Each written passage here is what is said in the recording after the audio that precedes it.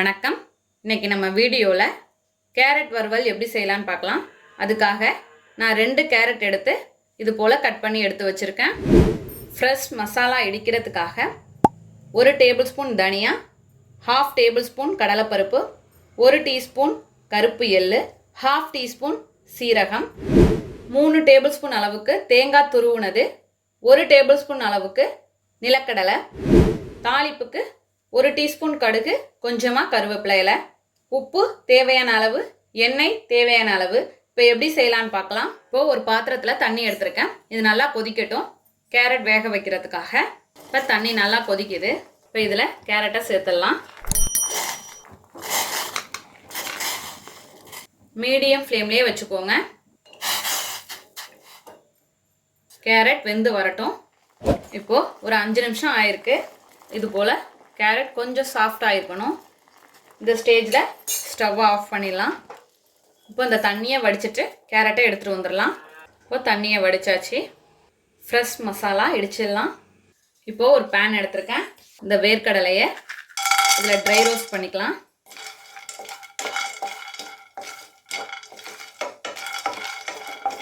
வறுத்தாச்சு.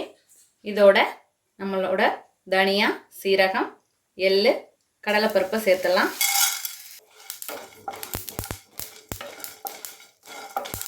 ஃப்ளேம் கம்மியாகவே இருக்கட்டும். கருப்பு எள்ளுனாலும் வெள்ளை எள்ளு சேர்த்துக்கலாம். இப்போ எல்லாமே நல்லா வறுபட்டுட்டு இந்த ஸ்டேஜில் ஒரு 6 பூண்டு பல்லு சேர்க்குறேன். இது நான் இன்க்ரீடியன்ஸில் சொல்லலை. இது போல் தோலோடு சேர்த்துக்கலாம்.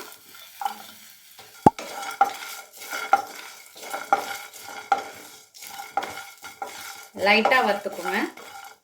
இதோட தேங்காய் துருவல்,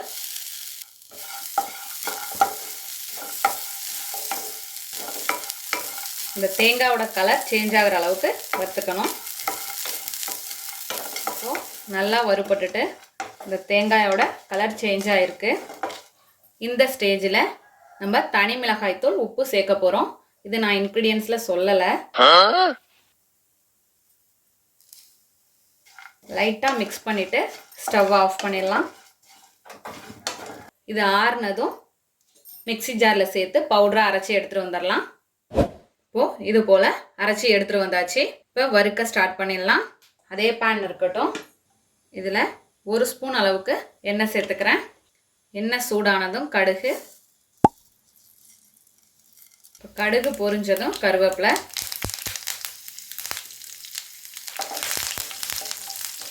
இதில் நம்ம வேக வச்ச கேரட்டை சேர்த்துக்கலாம்.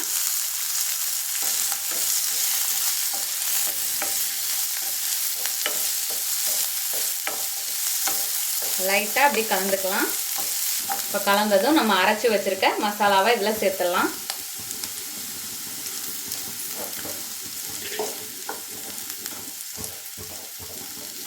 இப்போ கொஞ்சம் கொஞ்சமாக சேர்க்குறேன். இது கொஞ்சம் இருக்குது.